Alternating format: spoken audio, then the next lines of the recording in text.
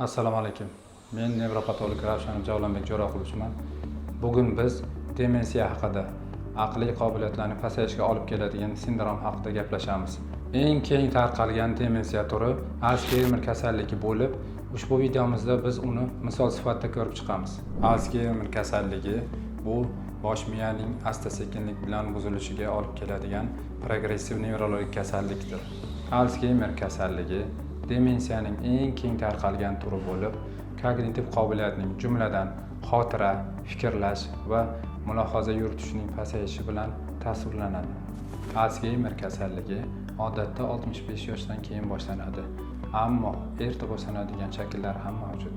Alsgeymer kasalligiga olib keluvchi sabablar to'liq aniqlanmagan, ammo quyidagi omillar kasallik xavfini oshirishga olib keladi.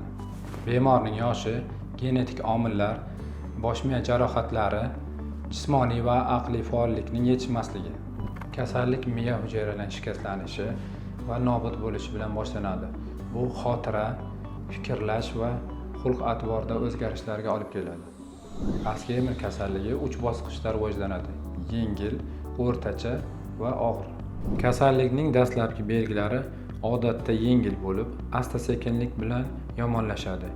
Eng keng tarqalgan belgilar quyidagilar: xotiraning pasayishi, yaqinda sodir bo'lgan voqealarni eslay olmaslik, til bilan bog'liq muammolar, so'zlarni topishda qiyinchilik, gapirishda chalkashliklar, o'zining qayerda ekanligini yoki qaysi vaqtda ekanligini bilmaslik, shifokorga qachon murojaat qilish kerak.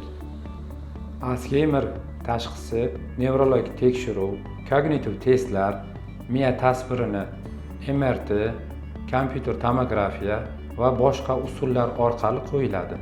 Hozirgi vaqtda Alsgeymerni to'liq davolovchi dori vositalari yo'q, ammo alomatlarni yengillashtiradigan va kasallikning rivojlanishini sekinlashtiradigan dori-darmonlar mavjud.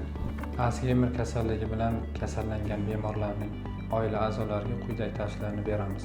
Oila a'zolari uchun bemorni qo'llab-quvvatlash, xavfsiz muhit yaratish, jismoniy va aqliy mashg'ulotlarni tashkil qilish hamda ijtimoiy aloqalarni tashkillashtirish muhim ahamiyatga egadir. Qo'shimcha ma'lumotlar olish uchun Dr. Hasan klinikasiga murojaat qiling yoki quyidagi raqamlar orqali biz bilan bog'laning. Ushbu video siz uchun foydali bo'lgan bo'lsa, kanalimizga obuna bo'lishni unutmang.